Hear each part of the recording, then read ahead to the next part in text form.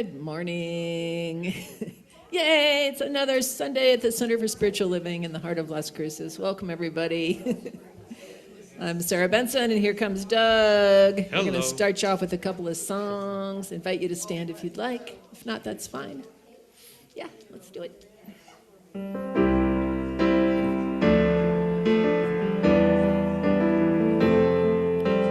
Pour yourself in me, pour yourself into my heart.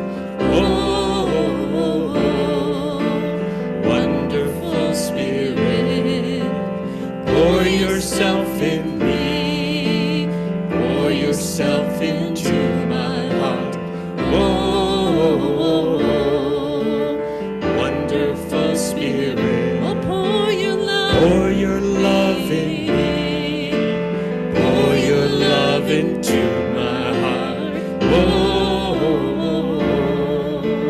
wonderful Spirit, pour your love in me, pour your love into my heart, oh, wonderful Spirit, oh, sing your joy in me, sing your joy into my heart. Oh, wonderful Spirit, sing your joy in me, sing your joy into my heart. Oh, wonderful Spirit, oh, shine your light in me, shine so your much light into my heart.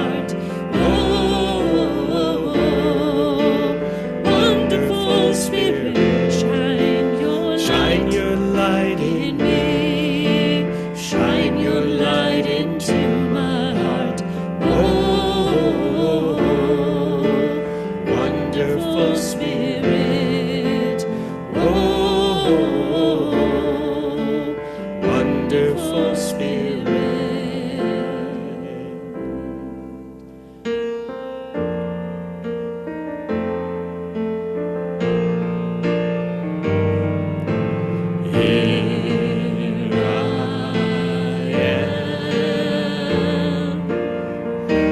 Vessel to be used, whatever Spirit needs of me, I will be, I will be, I will be. Here I stand, my heart is here to serve.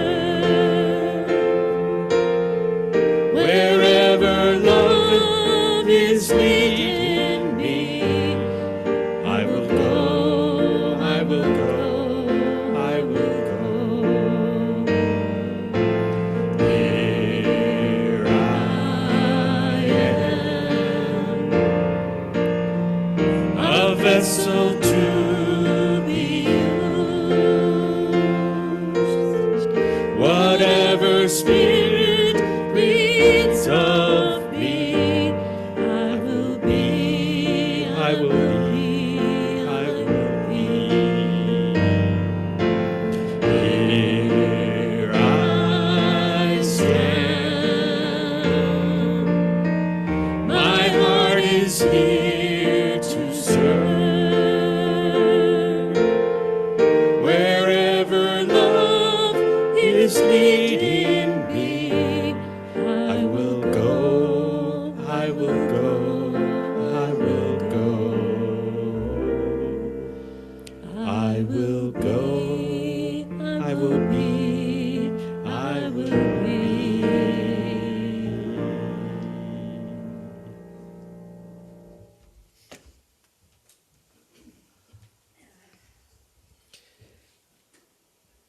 Good morning. Good morning. I'm Doug Benson, and I'm so glad to be here today with all you beautiful people. And this month's theme is the way we've never done it. And in keeping with that theme, we're going to try something a little different. And even though I'm not a practitioner, I will be serving you as your platform assistant today. So we're going to try something different.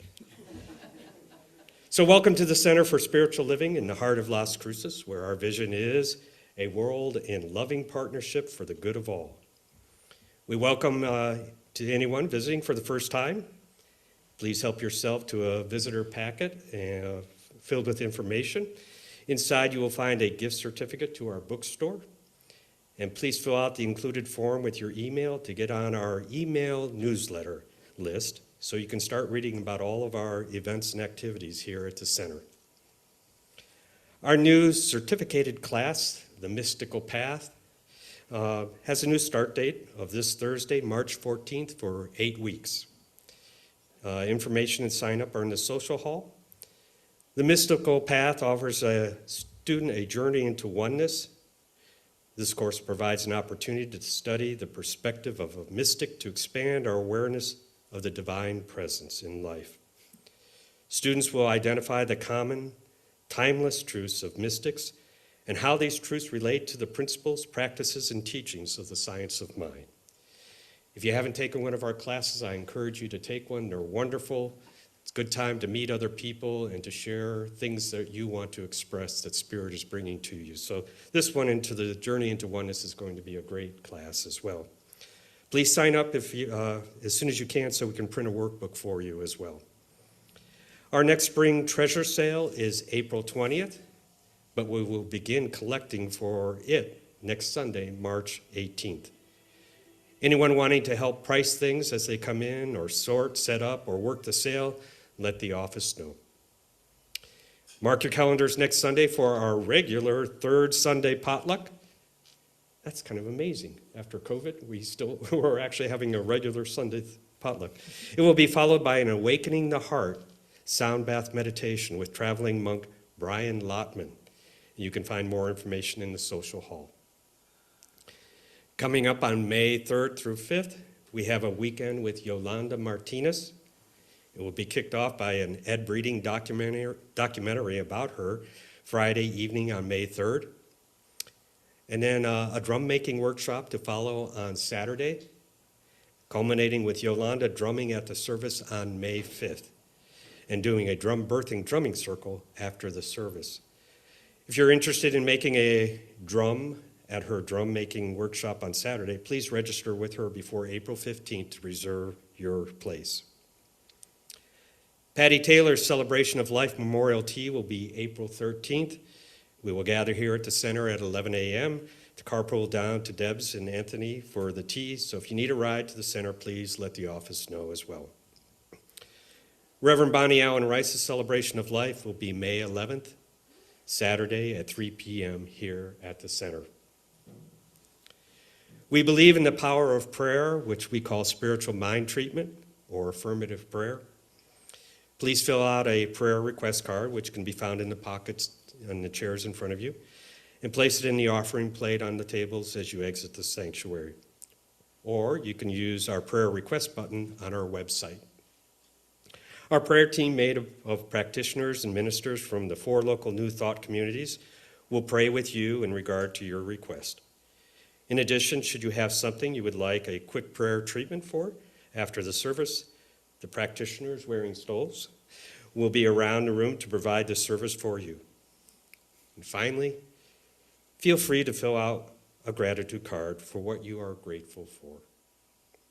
Now it's time for song, silence, and prayer.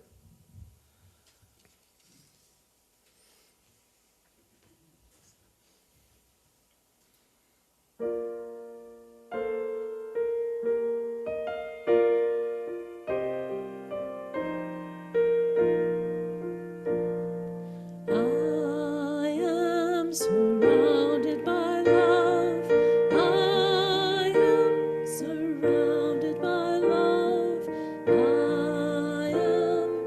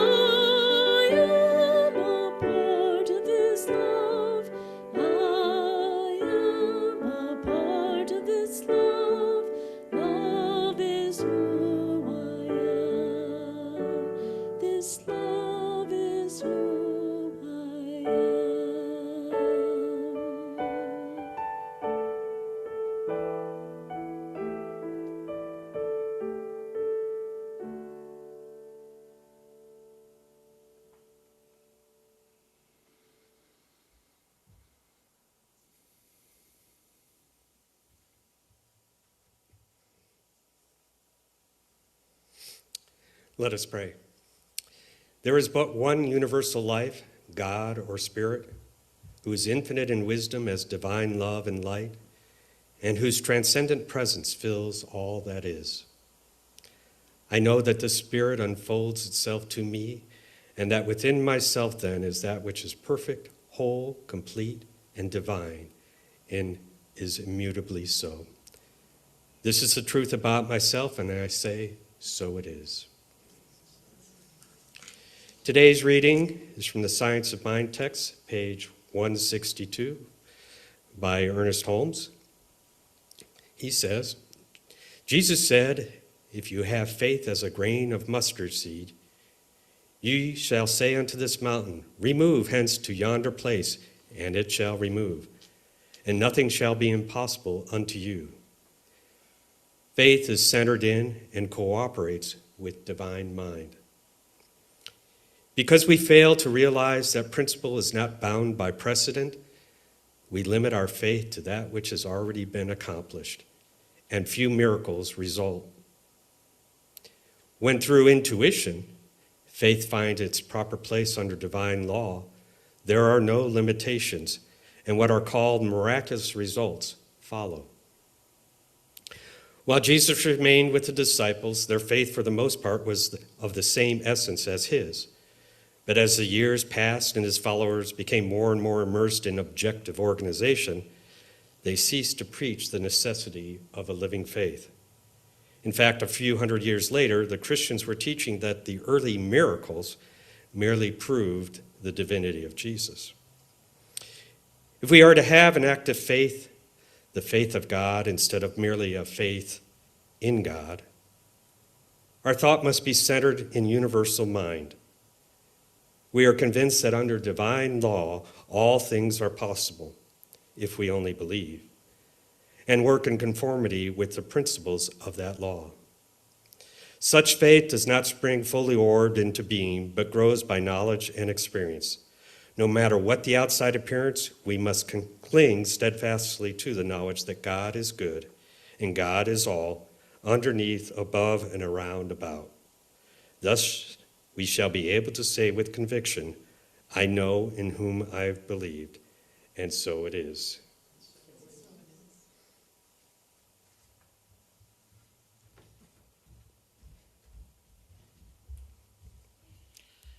So Eddie Wilkins was our music through all of the conference. And so I asked Sarah if we could do one of Eddie Watkins' songs.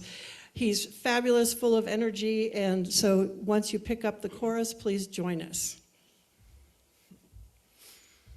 It's called I Am the Place Where God Shows Up. Thank you, Sarah. Oh, it's up there. Okay. Nice.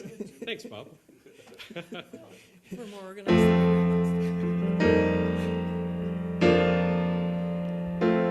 Am I strong enough to bear the burdens that sometimes come with living this thing called life? Am I wise enough to make the right decision when I'm standing at the fork in the road? Sometimes I wonder and ponder, only to realize I'm not alone, and there's nothing I have to do on my own, 'cause I am the place where God lives, moves and breathes and has its being. I am the place where God shows up. I am the place where God lives, moves and breathes and has its being. I am the place where God shows up. Will I have enough to do the things I need to do to take care of myself? Will I have enough of mind and body to live a life of grace and wholeness? Sometimes I wonder and ponder, only to realize I'm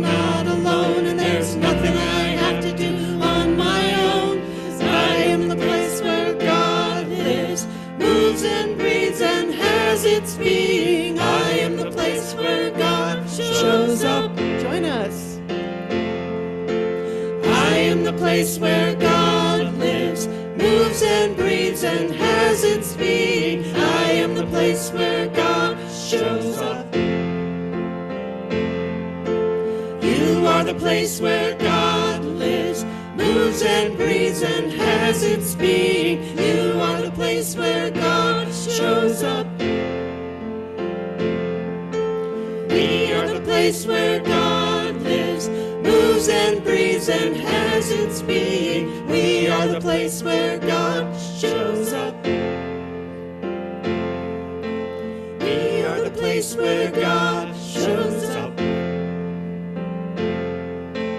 We are the place where God shows up.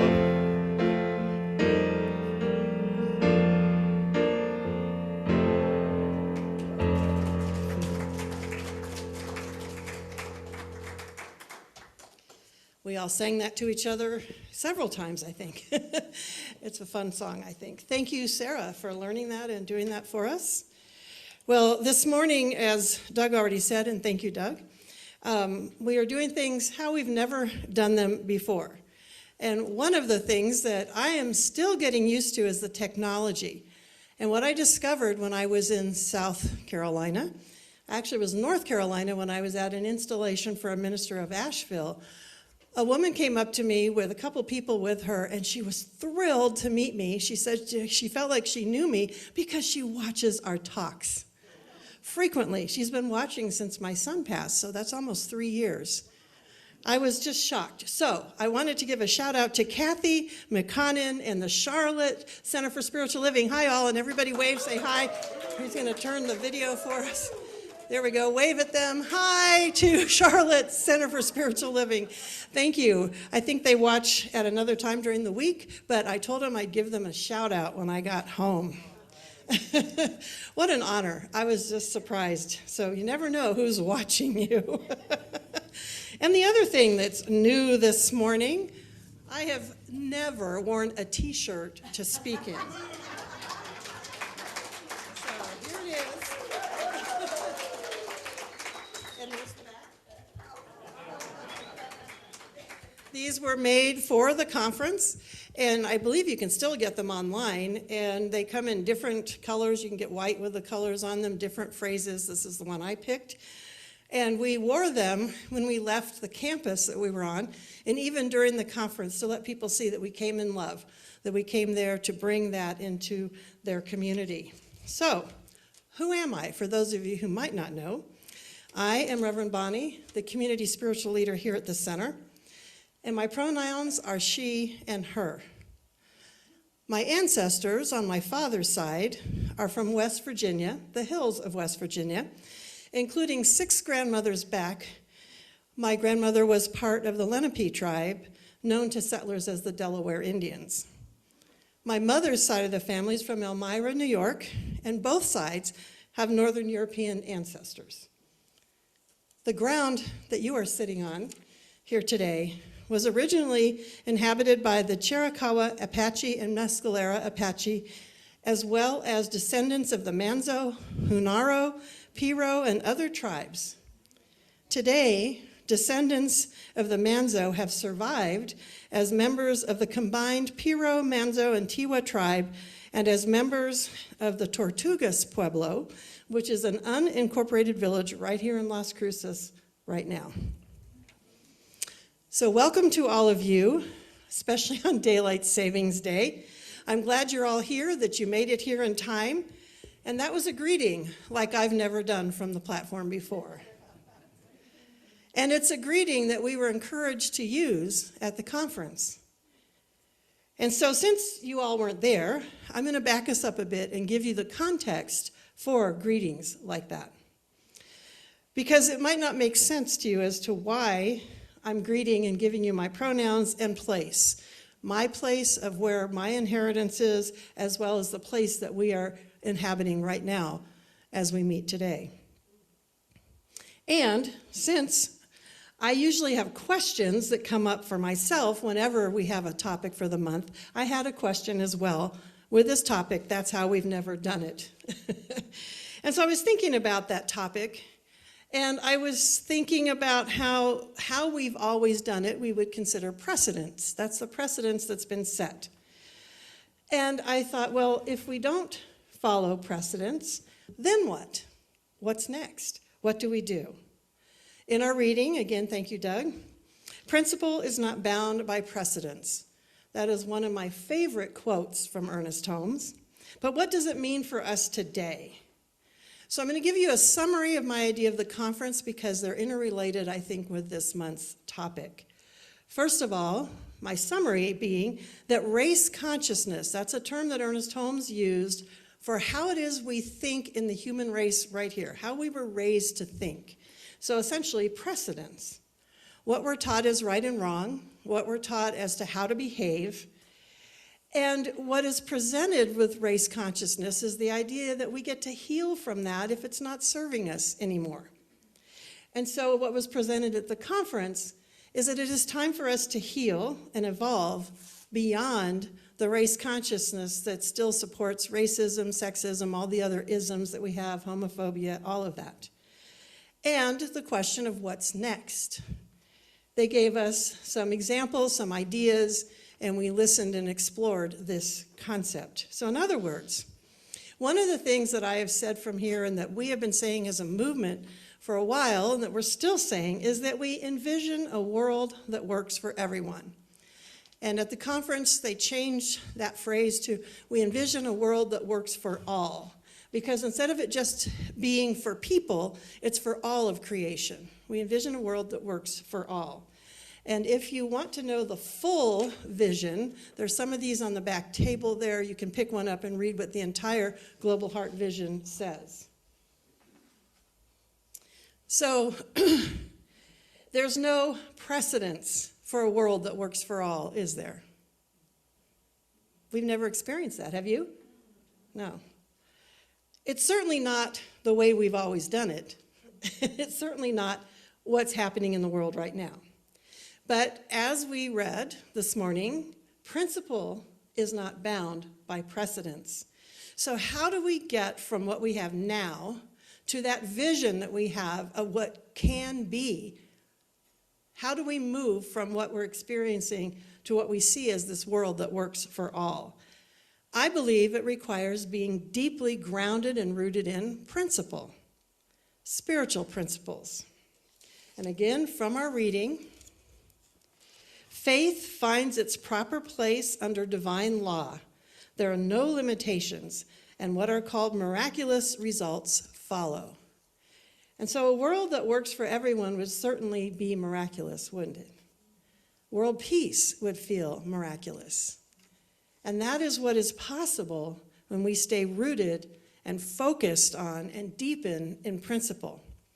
So with that premise in mind, that is the starting point from which this conference then brought to us people that we got to hear from, learn from. We opened our awareness and minds to people in our movement as well as some who are not part of our movement as they shared their diverse and varied lived experiences. And as they shared, they would share what hadn't been working sometimes, but most importantly, they focused on what would work, what does work for them, and how we all might contribute to a world that works with them in mind. And that was another phrase that was used. Instead of us saying, I welcome you, I've created this for you, come on in and fit in if you can, we say, welcome, we've created this space with you in mind. Isn't that a different way of approaching it? So they were teaching us how it is that we might create a space with them in mind. And I've used the word they and them. So some of you might be thinking, but we're all one. I will get back to that. First of all, I want to give you some of the context that was set for us by the CSL Leadership Council. And some of you might not know what the CSL Leadership Council is, and that is the group that functions like a board of directors for all of the centers. It's the larger organization's leader council. And they are created by 9 elected members, 3 ministers, 3 practitioners, and 3 lay people from across the country, around the world. And one of the things they really strongly emphasized with us is that we need more lay leaders as part of the organizational leadership council. So if any of you as lay people feel called to join that, let me know, and I'll get you in touch with the right people. In addition to those 9 elected members, the CSL spiritual leader and executive director are also part of the leadership council, making 11 people on the council. The Leadership Council's vision statement is CSL is a multicultural, abundant organization grounded in love and sacred joy. Unified by our spiritual living principles, we promote awakening humanity to its spiritual magnificence. I love that phrase. We promote awakening humanity to its spiritual magnificence. In love and service, the Leadership Council fosters collaboration, using integrity, openness, awareness, and inclusion as our superpowers. I like that. That's their vision statement. Their mission, to provide spiritual tools for personal and global transformation through sacred activism. Their method, shared leadership. And that was really exemplified. The different leaders all took turns sharing, and then they were a panel that people could ask questions to. It's not total top-down anymore. A lot of shared leadership going on. Creative thinking, communication, and they said not taking everything so personally. That's how they act, how they move in this world. So now let's go back to that idea of oneness, since that is one of our key principles that we teach, is that we are all one. Holmes wrote in many places that we are one with God, that God expresses in and through us, as us. And so if we are all God, if I am God expressing and you are God expressing, then we are also one. It's a simple algebraic formula. A equals B, A equals C, so B and C also have to equal each other, right? Yeah. That's the premise behind oneness. But A, B, and C all look different. They might be different ways of expressing that oneness. I thought about if we wanted to say something had 50% or half, we might write 1/2. We might put 0.5. We might do 5-0 with a percent sign, and there's lots of other ways we can show half. All of those are outward appearances that are different, but they express the same thing. And so that, to me, is what oneness is. It's that outward expression in all of its multiplicity, but it's God expressing in and through everyone. As Holmes said, unity does not mean uniformity. And so given this principle, there was a profound question, I thought, asked at one of the workshops. And that is, when is going to oneness a spiritual bypass? When is what I call pulling out the oneness card, oh, but we're all one, actually a spiritual bypass? And I'm going to ask you, can you think of any times that that might be true, that it becomes a spiritual bypass? When someone else is suffering. It's good. As soon as you concretize it into thought. Doug is on a plane up here. No, thank you. Yeah. So here are some of the things that we came up with in that workshop, which is very similar. When that is our first response instead of listening. So if someone's sharing with us and we go, oh, but we're all one, we've just stopped the conversation, right?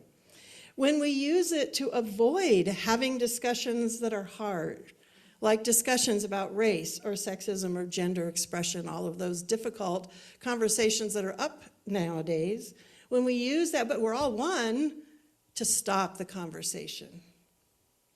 And when going there or bringing up the oneness card suppresses another person's experience, which has to do when others are suffering.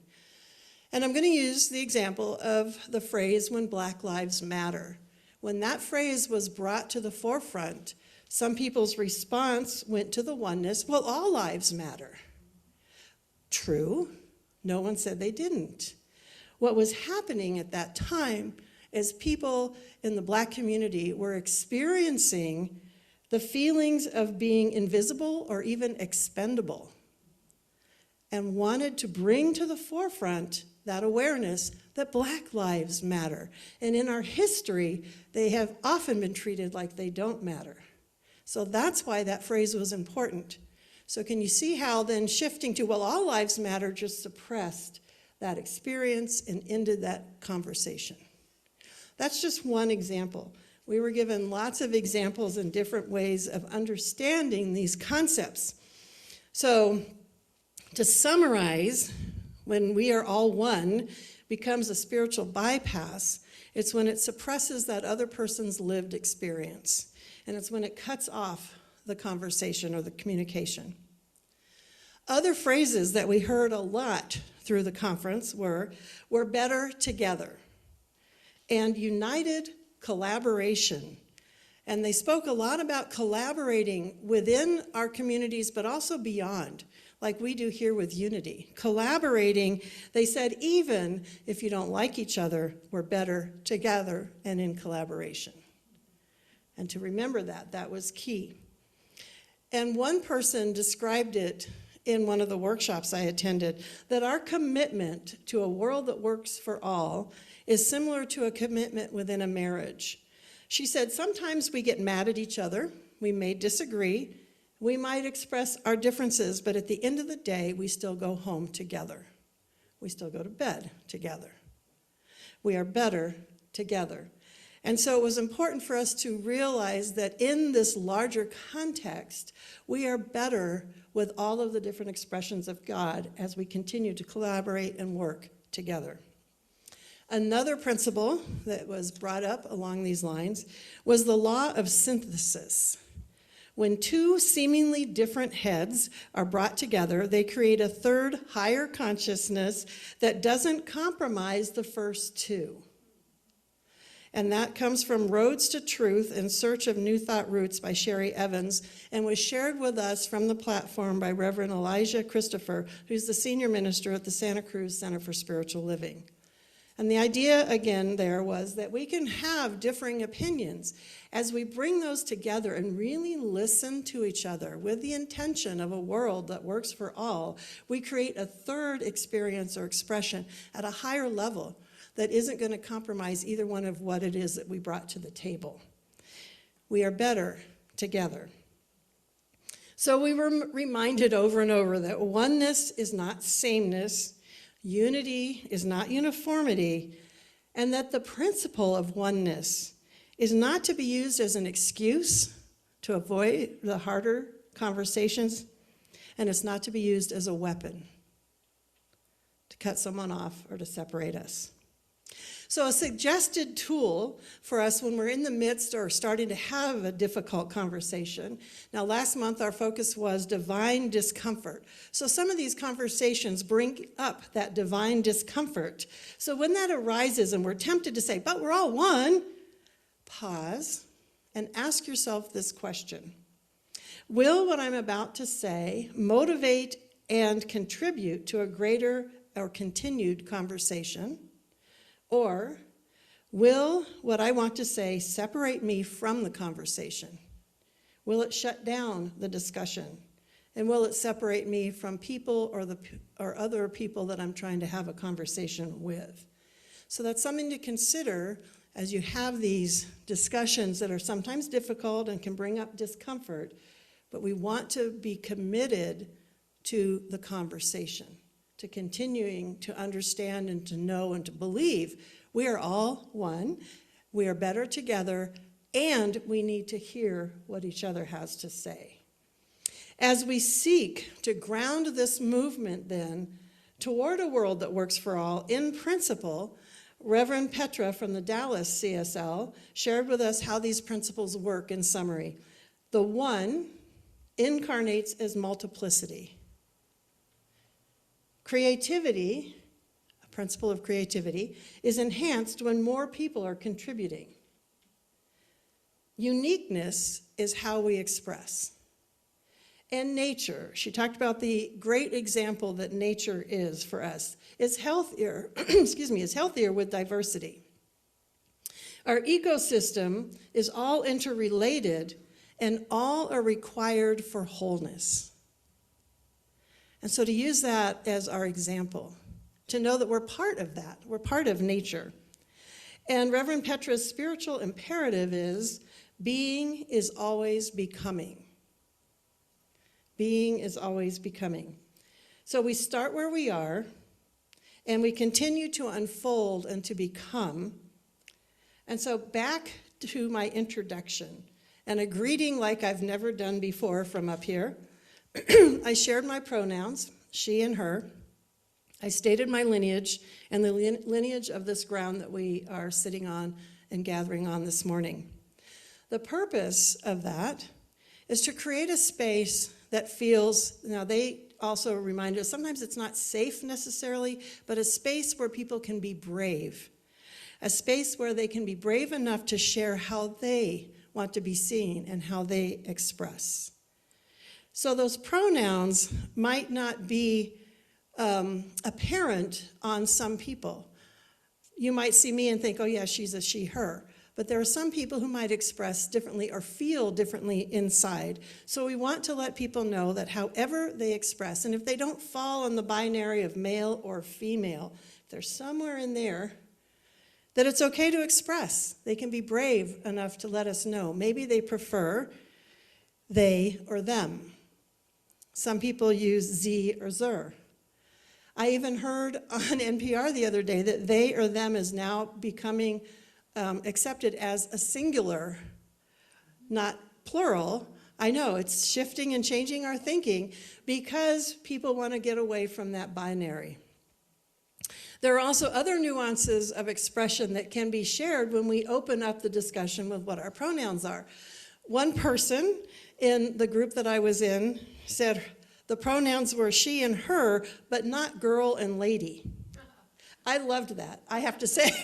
I was like, I'm going to borrow that one. I like that one, but that's just me. So I don't like being called a girl. Woman, thank you. So we practiced in one of the workshops, sharing who we were, stating our name and our pronouns. And yes, it felt awkward. It's not something I'm used to doing. I've been seeing it, but I'm not used to introducing myself that way. It's new. It feels a little different. And one of our panelists shared that someone had said to her, well, these are just words. And it's hard to get those words right. It's hard to remember to be politically correct. And this person shared very gently, if you are willing to see the person as they want to be seen, it is easy. Yeah, shifting it again. Oh, it's so hard for me to change. Well, it's hard not to be seen for how you want to be seen. And so with that willingness, that shift, and again, doing things like we've never done it before. So they, see, I'm still learning, they said, it's an opportunity to be graceful, to be brave, and to be courageous. So, trying to squeeze a whole week's worth of workshops, inspirational talks, and learning into a 20-minute talk this morning is impossible, and I will speak again later this month and bring in more of what I learned. But I want to summarize and give you what was said in their words as to the direction that we are moving, that we've been moving for a while. And I want to start by defining the term that I read earlier as sacred activism, because some people go, they get a little scared. So the definition of sacred activism from the centers is the intersection where consciousness becomes action, where prayer becomes movement, and where spiritual principle becomes practice. Spiritual activism is the activity of bringing our CSL global vision into reality. It's essentially, and these are my words now, when we say pray and move your feet, treat and move your feet, it's the move your feet part. It's the taking what we envision, what we're praying for, and bringing it into action. At the CSL overarching organization level, this sacred activism is expressed through the Spiritually Motivated Social Engagement Committee, through Diversity, Equity, and Inclusion Committee, through the World Ministry of Prayer, through Global Outreach, through the Global Heart of Peace Initiative, and through our global themes. And those are the themes that I'm giving you each month that we are speaking to. One of the things I want to share real quickly is prior to going, I got an email from a gentleman who is part of a CSL in Africa. And he asked for some books because they're starting libraries around Africa and they want to have some New Thought books in those libraries. So I took some and got to meet him. That was really fun. And their goal is over 1 million people in Africa studying and understanding the principles of CSL. And they're working on that. They're working it. So, yeah, it was exciting. So the Spiritually Motivated Social Engagement Committee has this as their vision statement. We are a global community enlightened by spiritual principles and practices. Through this committee communications, we open minds, we unite hearts, and we embrace interconnectedness. We are transforming our world by applying the teachings of science of mind to current issues. And the Diversity, Equity, and Inclusion Committee, they used to be a task force and they're now established as a committee. Their mission statement, our mission is to facilitate plans and programming that foster inclusion at all levels of the organization and our member communities. We are considered a member community, as well as giving our members the tools and confidence to engage in conversations that deepen our understanding of the diversity that is the world in which we live. So those were taken from slides and talks that were given during the conference. So again, I want to go back to our reading. Ernest Holmes, page 162. And he says, if we are to have an active faith, the faith of God instead of merely a faith in God, our thought must be centered in universal mind. We are convinced that under divine law, all things are possible if we only believe and work in conformity with the principles of that law. Such a faith does not spring full-orbed into being, but grows by knowledge and experience. No matter what the outside appearance, we must cling steadfastly to the knowledge that God is good and God is all, underneath, above, and round about. And so the premise, again, the jolt that I got spiritually was this knowing and reminder that all things are possible. We hold this vision. We are taking steps to see this world that works for all. And we get there also through growing in our knowledge and experience. And that involves also listening to other people. And what the conference showed me personally is, of course, I have a lot more to learn too. I have spent many years since I was in like 4th grade. I was the only one of 2 white children put into a summer camp with people that were brought in from the middle of San Diego to the coast, which is where I lived. And ever since then, I have had an interest in learning more about the African American Black experience in this country, long before I had my son. So some of you all think it's because of that. No, I started this long before. So I've read and read and read and read and read, and I was told early on, it's no one's job to teach me. I need to do the work to learn myself. And so what we were reminded in these workshops is that it starts with us doing our own work. And that work means self-education. That means, and it was said, if you don't know, you don't know, you don't know. So that's true. But it means getting curious. If there are groups of people that you don't know a whole lot about, get curious. Start reading authors from those groups. Watch documentaries. Barbara can probably give you a lot of documentaries to watch. She's a documentary watcher. Listen to music by artists from those communities. Listen and look at art. Join groups when appropriate. And I will say, listen, listen, listen. Go with an open mind and listen. And then notice what makes you uncomfortable. if that divine discomfort starts to rise to the surface, they said, lean into it, dive into it, get curious. Where does the discomfort come from? Is it part of race consciousness? Is it how you were taught to believe or think or feel? And how can that be healed? How can that precedence be left behind as you move into a new experience? Was there possibly an unfortunate one-time experience with a person from whatever that group is, and now you've applied that to everyone? Can we go back to seeing that as one person and open to new experiences with other people from within, whatever that group might be? So going to South Carolina, it was the first time I'd been in the South. Well, I'd been in Florida once, but I didn't get far in Florida. I learned about a group that I had never heard of before, the Gullah Geechee. That was exciting to me. And so the term, we actually got to do a field trip to the International African American Museum. And this is off of their plaque about the Gullah Geechee. An overarching term for African American culture and language traditions found along the southeast coast regions from North Carolina to Florida. The Gullah Geechee traditions and ways of singing, their music, all of that, developed in areas with large plantation systems and enslaved populations in the 17 to 1800s. They brought a Gullah Geechee choir in to perform for us. It was fabulous. And we got to learn more about the culture that came out of the peoples in that experience. Another thing I didn't know is that rice was grown in the South. I had always heard of cotton and tobacco, but the South, provided the largest export of rice to the Brits way back when.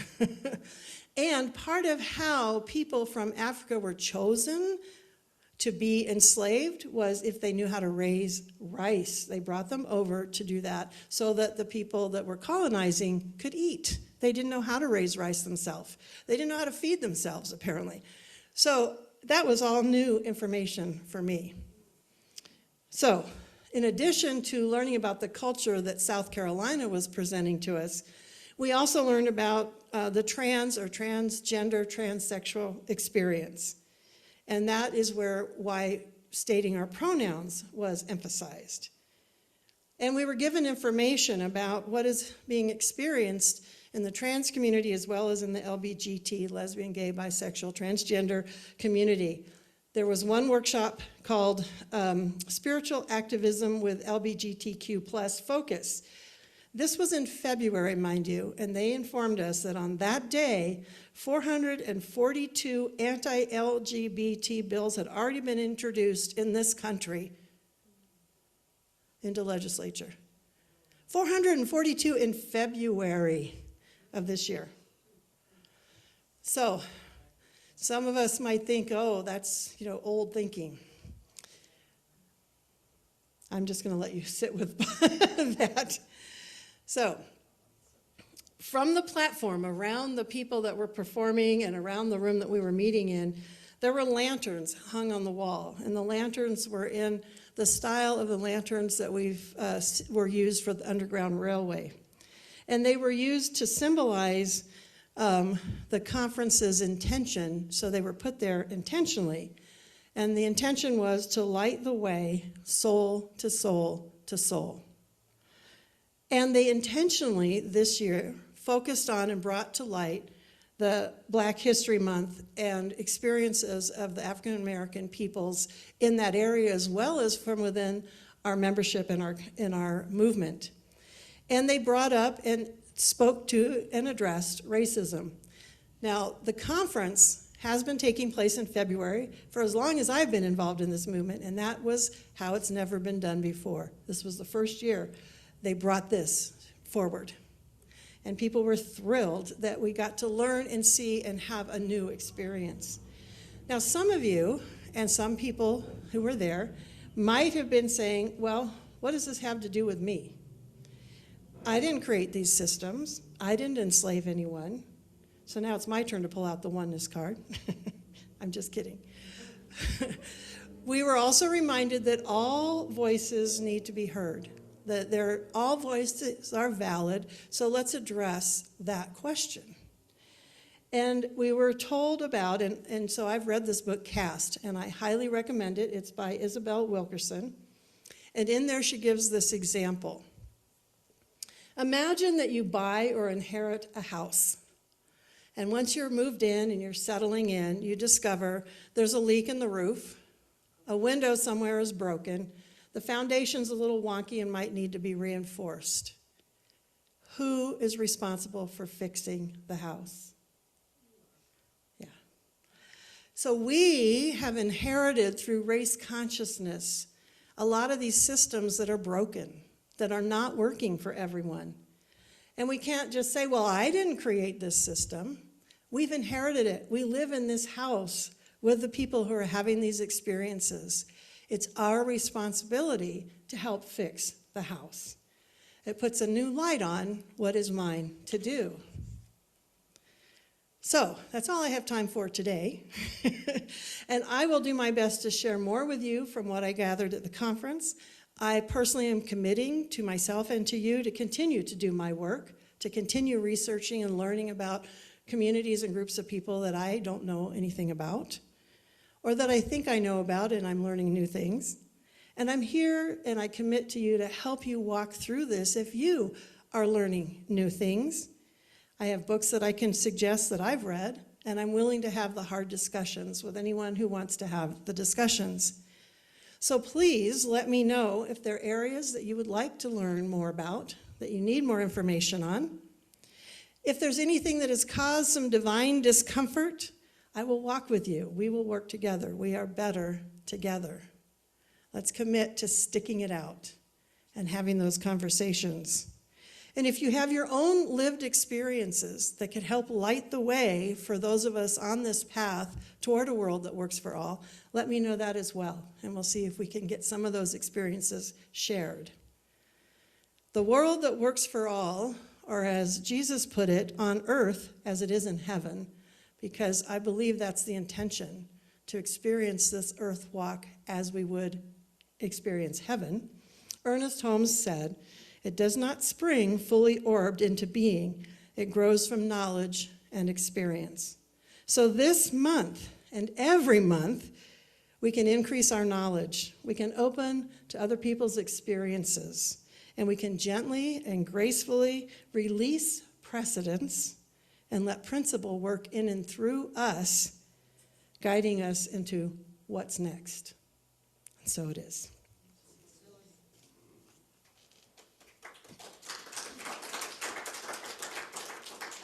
Thank you.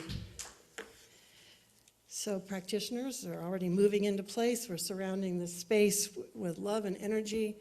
Just take a moment to breathe into that heart center that Doug presented to us at the beginning in his prayer. And center into and focus on, if there's any discomfort, just move your body and know that we are in this together. We are evolving into a space and a place and a world that works for all, that recognizes and knows this truth that God is in and through all. It expresses in multiplicity and diversity, and every aspect of its expression is part of the whole, is necessary for wholeness. And so as I breathe into that space and awareness and open myself to a greater understanding of those things that I have yet to understand more fully, I give thanks for those willing to share, those who were vulnerable enough to express their experiences and share them with us. And I know that this community has much to share with each other as well. And so I'm grateful to be a part of a community that is open and willing to continue this process of developing a world that works for all. I release these words. I know it is already done in the mind of God, and all we need to do is open and allow it to be. And so it is.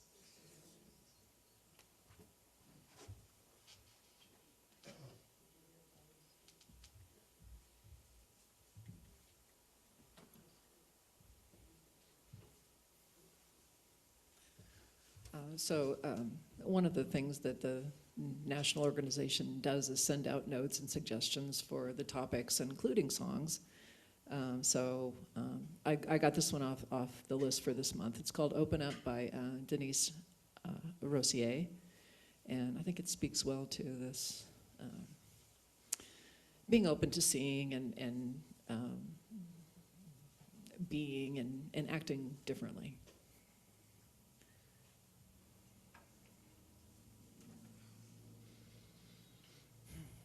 Oh, let me see here.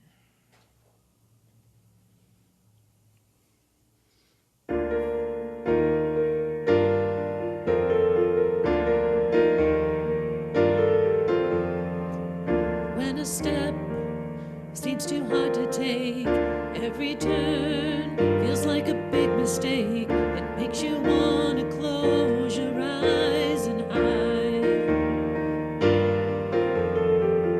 Trust yourself, even if you're scared. Don't give up, don't give in to fear. All the strength you think you'll find inside.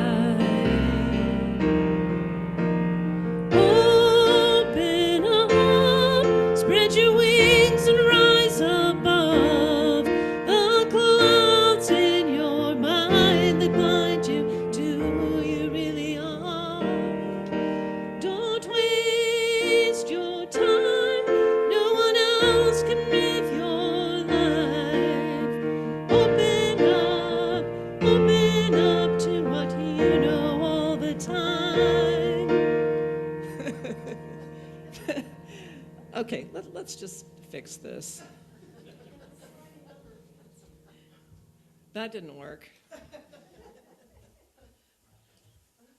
All right. That's something new. All right, let's see. Here we go. Open up, spread your wings and rise above the clouds in your mind that blind you to who you really are. Don't waste your time, no one else can live your life. Open up to what you've known all the time. You are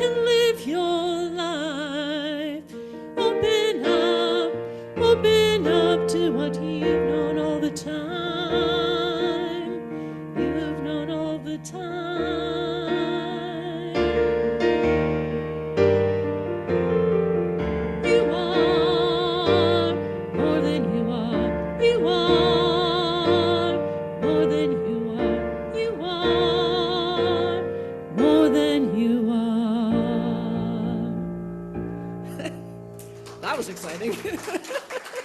Thank you. Thanks for working through with that paper. Okay, well, I need, huh? I'm not seeing it here, but that's okay. It is our time to consider giving back to the center, this place that supports all of this amazing stuff that's going on and bringing that spiritual magnificence into the world. And this month, we are tithing 10% of everything that comes through the center to the Children's Reading Alliance. There's a lot that you can read about it in our newsletter. So if you don't get the newsletter, let me know and we'll get you on the list. Otherwise, be sure to read your newsletter. There's a lot more in depth. I'm just touching on everything in our announcements from up here. So let's just give, as you go out the door, there are plates to put the offering in. And for now, we will say our blessing together. Divine love, through me, blesses and multiplies all that I have, all that I give, and all that I receive. Thank you, God, in me. And we will sing, I am so blessed. I am so blessed. I am so blessed. I am so grateful for all that I have. I am so blessed. I am so blessed. I am so grateful. I am so blessed. I am so blessed. I am so blessed. I am so grateful for all that I have. I am so blessed. I am so blessed. I am so grateful. I am so blessed. I am so grateful. I am so blessed. So thank you all for being here. Thanks for watching online if you're watching, and on YouTube later. We are so grateful for everyone who is part of this community, whether we know that they are or not. What a miracle. Thank you. Let's sing our closing song, We're going to do the peace song. the peace song.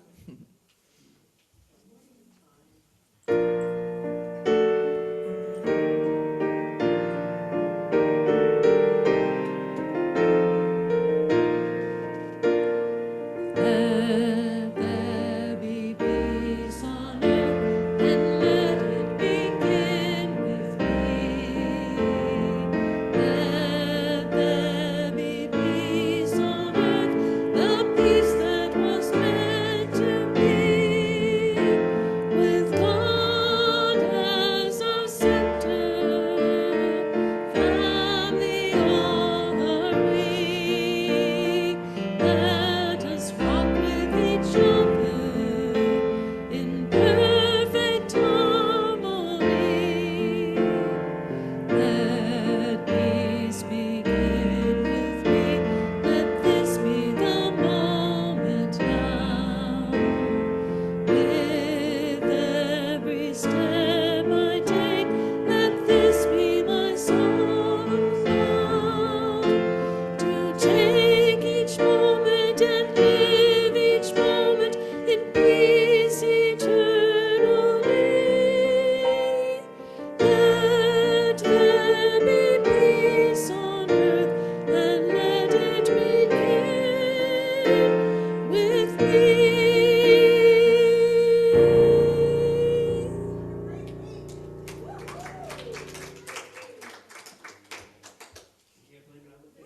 No.